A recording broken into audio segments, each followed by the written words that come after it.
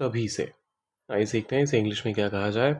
इसके लिए आप एवर सिंस देन का इस्तेमाल कर सकते हैं। Ever since then. एग्जाम्पल्स देख लेते हैं। नए हैं अगर चैनल पर तो फॉलो कर लीजिएगा, सब्सक्राइब कर लीजिएगा। The system failed once and ever since then extra checks have been in place. कहने का मतलब सिस्टम एक बार फेल हुआ था, the system failed once, system एक बार फेल हुआ था, एंड एवर सिंस देन, तभी से, एक्स्ट्रा चेक्स, अतिरिक्त जांच जो है, हैव बीन इन प्लेस, वो की जाती है।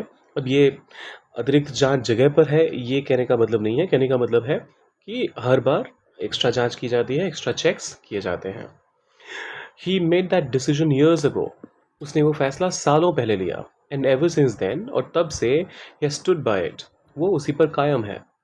द इंसिडेंट, यहाँ पर स्टैंड का मतलब लिटरली खड़े होने से नहीं है। किसी चीज़ को आपने जो कहा, आप उस वादे पे टिकना जब चाहते हैं तो उसके लिए भी आप कहते हैं I stand by something. The incident changed public opinion, हादसे ने या फिर घटना ने लोगों की राय बदल दी। एंड एवर सिंस देन, और तभी से, the issue has remained controversial, तभी से यह मुद्दा विवादित बना हुआ है। शी मूव्ड अब्रॉड इन 2020, वो 2020 में विदेश चली गई या फिर विदेश शिफ्ट हो गई, वहाँ पर रहने लगी। एंड एवर सिंस देन, वो तभी से, शी हैज़ वर्कड रिमोटली, वो तभी से दूर से काम कर रही है। रिमोटली कहने का मतलब घर से काम करना। तो जब आप ऑफिस से काम नहीं करते हैं तो एक तो होता है वर्क फ्रॉम होम या फिर वर्क रिमोटली। कहने का मतलब ऑफिस में ना रह के आप कहीं से भी काम करते हैं तो वर्क रिमोटली का इस्तेमाल आप कर सकते हैं।